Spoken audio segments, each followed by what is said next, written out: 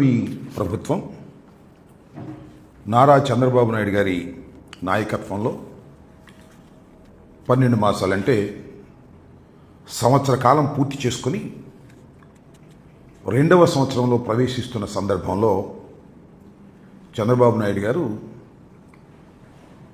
సుపరిపాలనకు తొలి అడుగు అని ఒక మంచి నామకరణం చేసి వారి నాయకుల్ని, వారి శాసనసభ్యుల్ని, వారి పార్లమెంటు సభ్యుల్ని ఇంటింటికి వెళ్ళి ఈ సంవత్సర కాలంలో ఏ విధమైనటువంటి కార్యక్రమాలు మనం చేశాము అనేది వెళ్ళి చెప్పాల్సిందిగా ఆయన కోరుకుంటూ 2 మీటింగులు పెట్టాడు.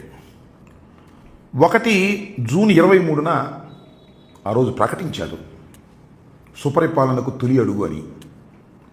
మళ్ళా నిన్న ఒక మీటింగ్ పెట్టారు.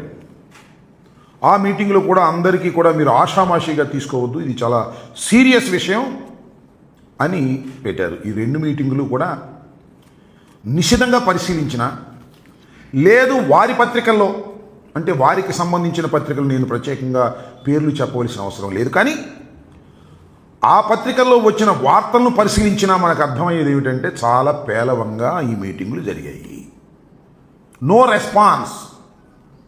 పెద్ద ఆయన అనుకున్న స్థాయిలో రెస్పాన్స్ రాకపోగా నిన్న సమావేశంలో ఆహ్వానితుల్లో 56 మంది గైరుహాజరయ్యారట. దానిలో చిత్రం ఏంటంటే 15 మంది శాసనసభ్యులు రాలేదట. ఆ 15 మంది ఎక్కడున్నారో తెలుసా? విదేశాల్లో విహరిస్తున్నారట. దీన్ని బట్టి అర్థమవుతున్నది ఏంటి? ఎమ్మెల్యేలకు పెద్దగా పట్ల ఎందుకు పడుతుందని అడుగుతా ఉన్నా. చంద్రబాబు నాయుడు గారు వారికి టిక్కెట్లు ఇచ్చి ఒక్కొక్కరిని 50 కోట్లు 100 కోట్లు ఖర్చు పెట్టించిన తర్వాత వాళ్ళు ఏ పనిలో ఉన్నారో మీకు తెలుసు, నాకు తెలుసు, చంద్రబాబు నాయుడు గారికి కూడా తెలుసు. ఈ 50 కోట్లు ఎలా పీక్కున్నాం, ఈ 100 కోట్లు ఎలా పీక్కున్నాం? ఇసుక అమ్ముదామా, మట్టి అమ్ముదామా, బెల్ట్ షాపులు పెడదామా, లేకపోతే గంజాయి వ్యాపారం చేద్దామా, లేకపోతే బియ్యం వ్యాపారాన్ని తరలిద్దామా? ఇదే పనిలో ఉన్నారు. ఎక్కడైనా ట్రాన్స్ఫర్లు బోనస్ఫర్లు ఉంటే క్యాష్ తీసుకుని ట్రాన్స్ఫర్ చేద్దామా? ఈ పనిలో ఉన్నారు తప్ప సంక్షేమ కార్యక్రమాల్ని అమలు చేయటంలో కానీ, రాష్ట్రంలో అభివృద్ధి తీసుకురావడానికి కానీ ఈషన్ మాత్రం కూడా పనిచేసే కార్యక్రమంలో లేరు. అయినా కూడా చంద్రబాబు నాయుడు గారు మా పరిపాలన మంచి పరిపాలన, మంచి ప్రభుత్వం డైలాగ్ బాగుంది కదా. మీరు ఒకటి చూస్తే ఎన్నికలకు ముందు చంద్రబాబు నాయుడు గారు బ్రహ్మాండమైన డైలాగులు చెప్పారు. బాబు షూరిటీ, భవిష్యత్ గ్యారంటీ. బాబు షూరిటీ అంట, భవిష్యత్ గ్యారంటీ అంట. ఏ భవిష్యత్ గ్యారంటీ నాకు అర్థం కాల. బాబు షూరిటీ, భవిష్యత్ గ్యారంటీ అని ఇంటింటికి ఓదలు కొట్టారు. సంవత్సర పాలన అయింది. ఇప్పుడు ఏమంటున్నారు తెలుసా మీకు? బాబు షూరిటీ, మోసం గ్యారంటీ. ఈ సంవత్సరంలో మోసం మాత్రం బ్రహ్మాండంగా గ్యారంటీగా చంద్రబాబు నాయుడు గారు ఇచ్చారు అని. మాది మంచి ప్రభుత్వం. ఎవరు చెప్పుకుంటున్నారు? ఆయన చెప్పుకుంటున్నాడు, జనం చెప్పుకోవట్లే. జనం ఏం చెప్పుకున్నారు తెలుసా? హామీలు ఇచ్చి ముంచిన ప్రభుత్వం చంద్రబాబు నాయుడు గారిది అనేటువంటి మాట చెప్పుకుంటున్నారు. అసలు ఒక విషయాన్ని ఇక్కడ నేను మీకు చెప్పాలి. రాష్ట్ర ప్రజానీకానికి తెలిసిందే. అదేంటంటే ఒక అసత్యాన్ని, ఒక అబద్ధాన్ని పదే పదే పదే పదే చెప్పి ప్రజల్ని నమ్మించవచ్చు అనుకుంటారు పాపం చంద్రబాబు నాయుడు గారు. అదే ఆయన సిద్ధాంతం. రాజకీయాల్లో వచ్చిన దగ్గర నుంచి అదే. ఒక అసత్యాన్ని, ఒక అబద్ధాన్ని చెప్పడం, దాన్ని ప్రచారం చేయటం. ఆయనకి నేను ప్రత్యేకంగా చెప్పాల్సిన అవసరం మీ అందరికీ తెలుసు. మీడియా బలం చాలా స్ట్రెంగ్త్ ఉంది. ఆయన ఒక్క అబద్ధం చెబితే ఆ అబద్ధాన్ని నిజమని ప్రచారం చేయడానికి ఎల్లో మీడియా 1 2 3 4 5 10 ఛానల్ దాకా ఉన్నాయి. ఇవి కాక మళ్ళా సోషల్ మీడియాలో ఆయన యూట్యూబ్లు పెట్టుకుని కొంతమందిని పోషిస్తున్నారు. అంటే ఒక అసత్యాన్ని, ఒక అబద్ధాన్ని పదే పదే చెప్పి ప్రజల్ని నమ్మించాలనేటువంటి ప్రయత్నం చేసేటటువంటి వ్యక్తి నారా చంద్రబాబు నాయుడు గారు. అది ఆయనకున్నటువంటి బలం అనుకుంటున్నారు. అది ఆయన బలహీనత. ఒకసారి చెప్తే వింటారు, 2 సార్లు చెప్తే వింటారు. పదే పదే చెప్తే ఎవరు వినేటువంటి పరిస్థితి ఉండదు. నేను ఒక మాట అంటున్నాడు చంద్రబాబు నాయుడు గారు. 2019లో మనం ఎందుకు ఓడిపోయామంటే మనం చెప్పుకోలేకపోయాం చేసిందని. ఏం చేసావు నువ్వు చెప్పుకోవడానికి? నాకు అర్థం కదా. 2019లో ముందు ఎన్నికల్లో 2014లో ఏమి ఇచ్చాడు చంద్రబాబు నాయుడు గారు?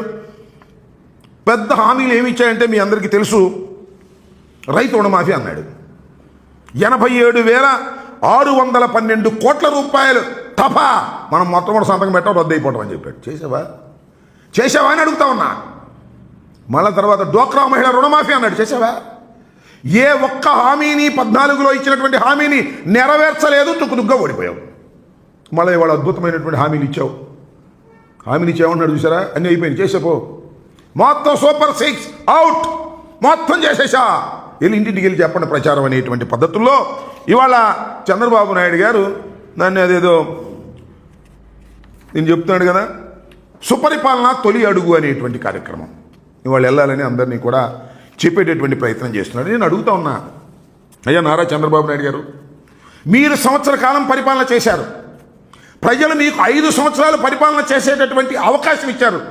కారణాలు ఏమైనప్పటికీ కూడా 3 పార్టీలు కలవబట్టో, లేకపోతే నీ మోసపు వాగ్దానాలు ఈసారైనా చేస్తామని నమ్మో, లేకపోతే జనసేన గ్యారంటీ ఇచ్చింది పవన్ కళ్యాణ్ అని నమ్మో, బీజేపీ ఇవ్వలేదనుకోండి, అది వేరే విషయం. ఓట్లు వేశారు, నువ్వు గెలిచావు, 5 సంవత్సరాలు పరిపాలన చేసేటటువంటి హక్కు మళ్ళీ నీకు వచ్చింది. 1 సంవత్సరం పరిపాలన చేశావు. ఈ సంవత్సర పరిపాలనలో నువ్వు చేసింది ఏమిటి అని అడుగుతా ఉన్నా. ఇచ్చిన హామీలను నెరవేర్చావా? ఇంకా చెప్తున్నాడు ఆయన. చెప్పే మాట ఏంటంటే, చేసిన పనులు పదే పదే చెప్పాలంట. మనం ఏదైతే చేశామో ఆ చేసినటువంటి పనులను ఈ తొలి అడుగులో వెళ్ళి పదే పదే పదే చెప్పాలి, రికార్డ్ వేయాలి. చెయ్యని పనులకి ఎందుకు చేయలేదో చెప్పాలంట. అది ఎందుకు చేయలేదు నువ్వు నాకు అర్థం కాలేదు. హామీ ఇచ్చి సంవత్సరం అయిన తర్వాత అసలు ఈ ప్రశ్న ఎందుకు ఉద్భవించింది? చేయని పనులు ఎందుకు చేయలేదంటే జగన్మోహన్ రెడ్డి గారి వాళ్ళు చేయలేదు. ఖజానా ఖాళీ అయిపోయింది, డబ్బులు లేవు, నేను వచ్చేటప్పుడు లేవు, ఉన్నాయని అనుకున్నాను. ఇలాంటి దొంగ మాటలు చెప్పేటటువంటి కార్యక్రమానికి ఇవాళ చంద్రబాబు నాయుడు గారు తెరదీసేటటువంటి ప్రయత్నం చేస్తూ ఉన్నారు. మీరు చూసినట్లయితే ఏడాది పరిపాలనలో హామీలన్నీ ఎగ్గొట్టేశావు. ఎగ్గొట్టం కాకుండా చేశాను పో అని బుకాయిస్తున్నావు. రెండవది కక్షలు కార్పణ్యాలు.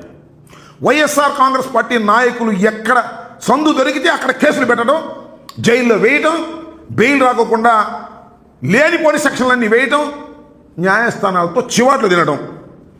ఇది ఇంకో పక్కన చూస్తే ఎమ్మెల్యేలు ధనార్జన, దౌర్జన్యాలు ఇష్టం వచ్చినట్టుగా చేయటం. వీటన్నిటికీ రింగ్ లీడరు మనోడే. ఎవరు? చంద్రబాబు నాయుడు గారు అబ్బాయి లోకేష్ గారు. లోకేష్ గారు క్యాష్ తీసుకోవడం, సూట్ కేసు సర్దటం, ఇదే పనిలో ఉన్నారు తప్ప ప్రజలకు మేలు చేయాలి అనేటువంటి కార్యక్రమం ఒక్కటి కాబట్టి ఒక్కటి చెప్పండి. మీరు ఆ రోజున కూడా 2014-19లో కూడా అమరావతి పేరు చెప్పి ఎంత అవినీతికి పాల్పడ్డారో నేను ప్రత్యేకంగా చెప్పాల్సిన అవసరం లేదు. మళ్ళీ ఇవాళ మొదలు అమరావతి 55,000 ఎకరాలు, అవి కాదంట ఇంకో 45,000 ఎకరాలు. తన దూరం కంత లేదు, మెడకో డోలంట, ఇచ్చినాడికి దిక్కు లేదు. మళ్ళీ 52,000 కోట్ల రూపాయలు అప్పు. ఇది కాక మళ్ళా అప్పు. ఈ అప్పంతా తీసుకొచ్చి 1,00,000 ఎకరాల్లో 1,00,000 కోట్లు 2,00,000 కోట్లు పెట్టానని పెట్టి డబ్బు చేసుకునే కార్యక్రమం చేసుకున్నటువంటి దుర్మార్గమైన పాలన ఈ సంవత్సరం పాటు చేశారు. ఈ సమర్పణం చేసి దీనికి వాళ్ళ సుపరిపాలన అని పేరు పెడితే ఎవరు నమ్ముతాడన్నా? ఒక దుర్మార్గమైనటువంటి పాలన ఈ 1 సంవత్సరంలో చూసాం. ఇంకా 4 సంవత్సరాలు ఇంతకన్నా పరమ దుర్మార్గమైనటువంటి పరిపాలన చూడవలసినటువంటి గత్యంతరం లేని పరిస్థితి ఈ రాష్ట్ర ప్రజానీకానికి వచ్చింది అని నేను ఈ సందర్భంగా చెప్పదలుచుకున్నాను. చంద్రబాబు నాయుడు గారు కొన్ని డైలాగులు చెప్పాడు ఈ సంవత్సరంలోనే. చాలా పవర్ఫుల్ డైలాగులు చెప్పాడు, చాలా పవర్ఫుల్గా కూడా చెప్పాడు. బెల్ట్ షాప్ పెడితే బెల్ట్ తీస్తా. బాగుంది డైలాగ్, బ్రహ్మాండంగా ఉంది. మ్యూజిక్ కొట్టి ఇంకా బాగుంటుంది. గంజాయి అమ్మితే నడ్డి విరుస్తా. బాగుంది. మహిళల మీద ఏదైనా చెయ్యి పడితే అదే వాడి చివరి రోజు రాసుకోవాలి. మహిళల మీద చెయ్యి పడిందా అదే చివరి రోజు. చాలా పవర్ఫుల్ డైలాగులు. ఒక ముఖ్యమంత్రి, సర్వాధికారం ఉన్న ముఖ్యమంత్రి, కూటమి నాయకుడు చెప్పిన పవర్ఫుల్ డైలాగులు. నేను అడుగుతా ఉన్నా, అయ్యా చంద్రబాబు నాయుడు గారు, చంద్రబాబు నాయుడు గారిని సపోర్ట్ చేస్తున్నటువంటి పత్రికలు, చంద్రబాబు నాయుడు గారి తాబేదారులను అడుగుతా ఉన్నా, బెల్ట్ షాప్ తిడితే బెల్ట్ తీస్తానని పవర్ఫుల్గా చెప్పావుగా, బెల్ట్ షాప్ ఎక్కడ లేదా? అసలు బెల్ట్ షాపు లేదా? నీకు బెల్ట్ లేదా? ఏమిటి దుర్మార్గం అని అడుగుతా ఉన్నా. గంజాయి అమ్మితే నడ్డి విరుస్తా. ఎక్కడ దొరకలేదు గంజాయి చెప్పండి. చంద్రబాబు నాయుడు గారు వచ్చి ప్రమాణ స్వీకారం చేసిన రోజు నుంచి ఎక్కడ పడితే అక్కడ గంజాయి దొరుకుతుంది. దొరికిన గంజాయి అది, దొరకని గంజాయి ఎంతో. అదేమిటి ఇది జగన్మోహన్ రెడ్డి గారు చేశారంటారు. సంవత్సరం అయింది, ఇంకా సిగ్గులేదు నీకు. సంవత్సరం అయిన తర్వాత కూడా జగన్మోహన్ రెడ్డి గారి మీద మాట్లాడేటువంటి కార్యక్రమం చేస్తున్నావు. మహిళల మీద చెయ్యి పడితే అదే వాడికి చివరి రోజు. కుప్పంలో నీ దుంపదెగ ఒక మహిళ అప్పు ఇవ్వలేదని, తీసుకున్న అప్పు ఇవ్వలేదని చెట్టు కట్టేసి దౌర్జన్యం చేస్తే ఏం చేసావయ్యా? చివరి రోజు చేసావా?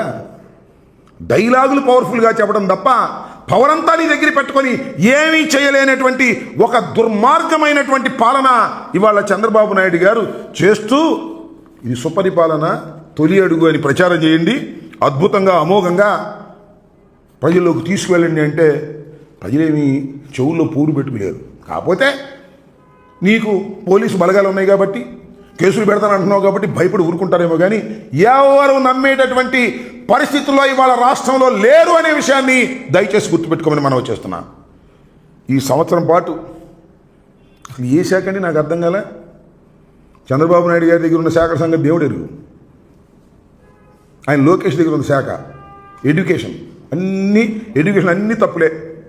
10th క్లాస్ పరీక్షలు పెడితే బడబడబడని ప్యాచ్ చేశారు, అన్నీ తప్పులే, దుర్మార్గం. అదే ఇంకొక మంత్రి సిగ్గుంటే రాజీనామా చేసి వెళ్ళిపోయాడు. ఆయనకి ఆ సిగ్గు కూడా లేదు, ఎందుకంటే చంద్రబాబు నాయుడు గారి కుమారుడు కదా. అందుకని ఆయన చెప్పింది వేదం. ఒకటి కాదు, అన్ని శాఖలు ఆయనయే. హోంశాఖలో ఆయన వెళ్ళి పెడతాడు, మళ్ళా ఫైనాన్స్ శాఖలో ఆయన పిలిచి రివ్యూ చేస్తాడు, R&Bలో ఆయనే ఉంటాడు, అన్ని శాఖలు చూస్తాడు. ఎవరైనా అంటే చంద్రబాబు నాయుడు గారు కుమారుడు, ఆయన ఏం అనటానికి వెళ్ళలేదు. ముఖ్యమంత్రి కూడా ఏం లేదు, మైక్ ముందే ముఖ్యమంత్రి, కడమయన్ని ఆయన చూసుకోవాల్సిందే. చివరికి ఏంటో తెలుసా మీకు? అసలు చంద్రబాబు నాయుడు గారిని ఎవరన్నా కలవాలి అంటే, ఇంటర్వ్యూ అపాయింట్మెంట్ కావాలంటే చంద్రబాబు నాయుడు చేతిలో లేదు. లోకేష్ ఇంటర్వ్యూ ఇస్తే చంద్రబాబు నాయుడు ఓకే చేస్తాడు. లిస్ట్ అంతా తెలిసి చంద్రబాబు నాయుడు గారి దగ్గర నుంచి లోకేష్ దగ్గరికి వెళితే లోకేష్ టిక్ పెడితే కలుపుతారు. ఈ రకమైనటువంటి ఒక దుర్మార్గమైనటువంటి పాలన చేస్తూ ఇవాళ సుపరిపాలన తొలి అడుగు, మంచి ప్రభుత్వం మాది, షూరిటీ గ్యారంటీ, ఇలాంటి దౌర్భాగ్యమైనటువంటి మాటలు మాట్లాడేటువంటి ప్రయత్నం చేస్తున్నారు. చంద్రబాబు నాయుడు గారు ఎక్కడికైనా వెళ్ళండి, ఏ వేదిక మీదకైనా వెళ్ళండి, అది అంతర్గతమైన మీటింగా, బహిరంగ మీటింగా, బహిరంగ సభ, లేకపోతే అధికారులతో ఉన్నటువంటి వ్యవహారమా, ఏ మీటింగ్ కన్నా వెళ్ళు, ఏ చర్చాగోష్ఠి కన్నా వెళ్ళు, చంద్రబాబు నాయుడు గారు చెప్పేది అంటే తన గురించి తన గొప్పతనం చెప్పుకోవడం. నేను హైదరాబాద్ నిర్మించా, ఎక్కడ నిర్మించావు నాకు అర్థం కాల.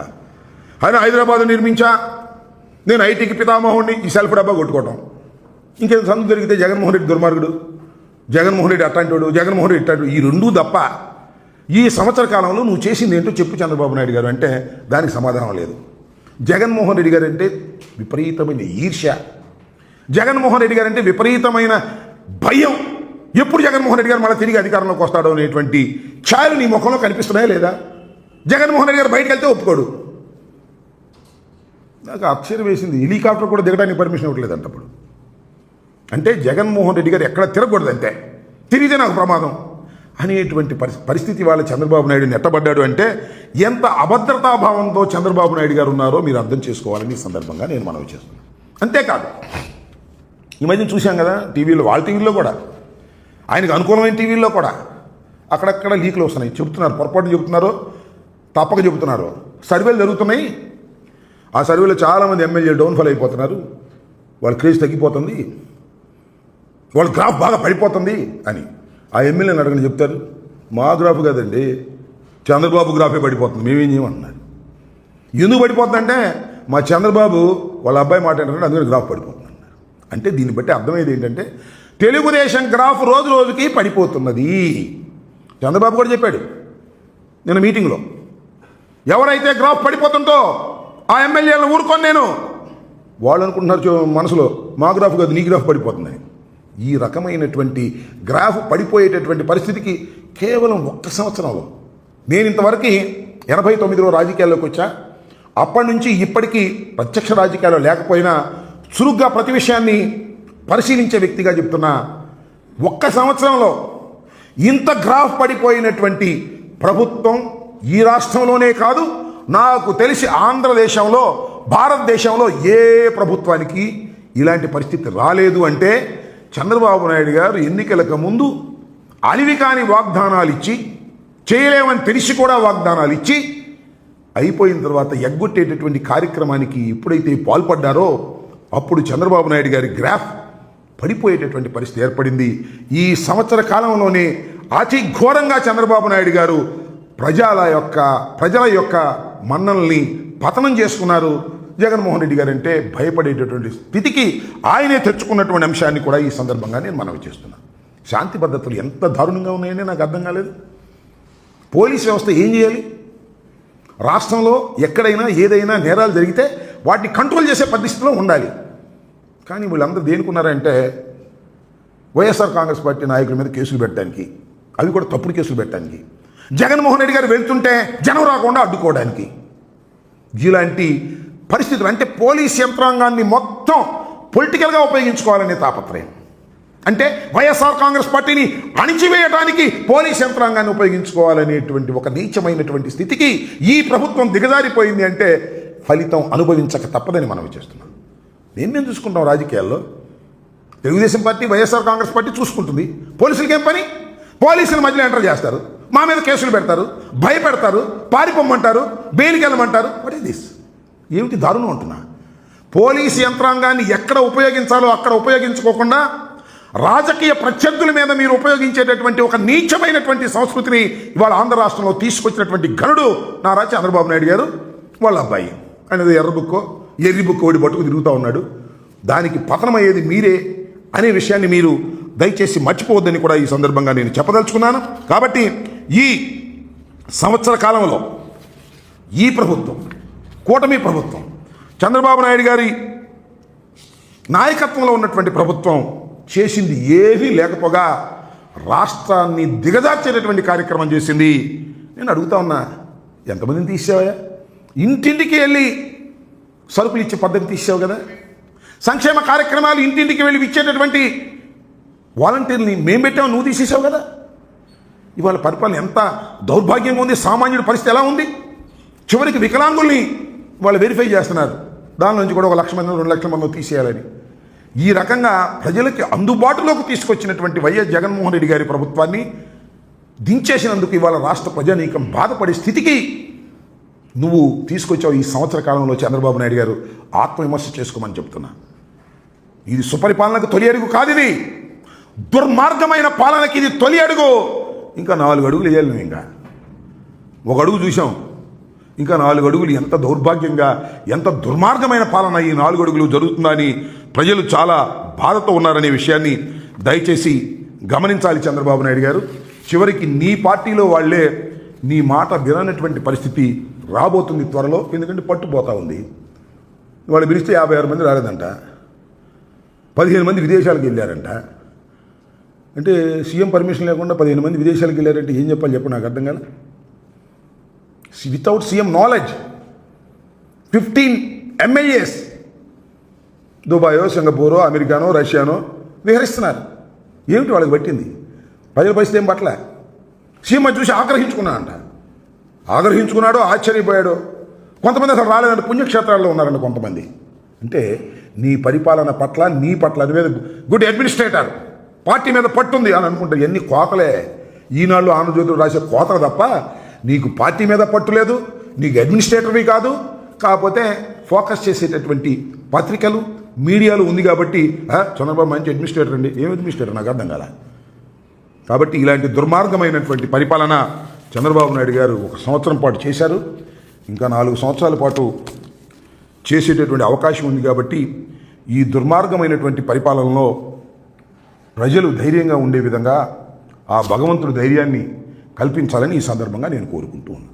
జగన్ని నెల్లూరులో అడుగు పెట్టనివ్వనని, హెలికాప్టర్ ఎలా దిగుతుందో చూస్తాను అని తెలుగుదేశం పార్టీకి చెందినటువంటి శాసనసభ్యులు మాట్లాడుతున్నట్టుగా నేను విన్నా. ఇదేనా ప్రజాస్వామ్యం? హెలికాప్టర్ దిగనీరా? ఏంటి మీకు వచ్చిన బాధ? నాకు అర్థం కాలేదు. ఇంత దారుణమైనటువంటి పరిపాలన జరుగుతూ ఉందని చెప్పడానికి ఇదొక ఉదాహరణ. లేటెస్ట్ జగన్మోహన్ రెడ్డి గారు కారులో వెళ్ళడానికి వీల్లేదు, హెలికాప్టర్లో వెళ్ళడానికి వీల్లేదు. ఏంటి మీ ఉద్దేశం? నడిచాలమైనా వెళ్తారు, అది కూడా తొందరగా పడకండి. మీరు స్వయం కృత అపరాధాలు చేసుకుంటున్నారు. జగన్మోహన్ రెడ్డి గారిని పదే పదే మాట్లాడుతున్నారు. జగన్మోహన్ రెడ్డి ఎంతండి? పులివెందుల ఎమ్మెల్యే ఎంత వచ్చింది దానికి? 11 సీట్లు. మరి ఎందుకు ఇంత భయం? ఎందుకు అంటే ఈ సంవత్సర కాలంలోనే 40% నుంచి ఆయన 60%కి పెరిగాడు అనేదేగా మీ భయం అయి ఉంటుంది బహుశా. ఎందుకంటే సర్వేలు వాళ్ళు చేయించుకుంటున్నారు కదా, ఇండస్ట్రీస్లు కూడా సర్వేలు చేయించుకుంటున్నారు. చేయించుకుని ఏమంటున్నారంటే నేను చెప్పింది కాదు, ఇది లోకేష్ గారు చెప్పాడు. గౌరవనీయులైనటువంటి లోకేష్ గారు, విద్యాశాఖ మంత్రి గారు, చంద్రబాబు నాయుడు గారు ఏకైక ముద్దుల కొడుకు, అంతా చక్రం తిప్పుతున్నటువంటి వ్యక్తి ఏం చెప్పాడు తెలుసా? ఇండస్ట్రియలిస్టులు అడుగుతున్నారంట, మేము పెట్టుబడి పెట్టాలంటే మీకు గ్యారెంటీ ఇవ్వండి, మళ్ళీ జగన్ రాడని. అంటే వాళ్ళు సర్వేలు చేసుకున్నారు, గ్రాఫ్ పెరుగుతుంది జగన్కి, వీళ్ళ గ్రాఫ్ తగ్గుతుంది, రాబోయే కాలంలో జగన్ వస్తాడనేటువంటి భయం వాళ్ళకి వేసిందని ఈయన చెప్తున్నాడు. భయం ఎందుకు? మేము ఉన్నప్పుడు రాలా ఇండస్ట్రియలిస్టులు? ఇదో కోతలు కోసే వ్యవహారం. అంటే ఈ లెక్కన మీరే చెబుతున్నారు ఇండైరెక్ట్గా, మళ్ళా జగన్మోహన్ రెడ్డి వస్తాడు అనేటువంటి భావనతో ఇవాళ మీరే పదే పదే పదే పదే జగన్మోహన్ రెడ్డి గురించి నామస్మరణ చేస్తున్నారు. అంటే జగన్మోహన్ రెడ్డి గారు ఒక పెద్ద శక్తిగా మళ్ళా ఎదుగుతున్నాడనే అంశాన్ని నేనేదో ఇక్కడ కూర్చొని ప్రెస్ మీట్ పెట్టి చెప్పాల్సిన అవసరం లేదు. కానీ ఆ చంద్రబాబు మాటలు, ఆ పవన్ కళ్యాణ్ మాటలు, లోకేష్ మాటలు నిశ్చితంగా పరిశీలిస్తే ఎవరికైనా అర్థమైంది. మొన్న పవన్ కళ్యాణ్ గారు అంటున్నాడు 15 సంవత్సరాలు మేమే ఉంటాం, గ్యారంటీ ఇచ్చారు ఈయన. 15 సంవత్సరాలు మేమే ఉంటాం, మేము కలిసే ఉంటాం. ఉండు అయ్యా, ఎవరు కదన్నారు?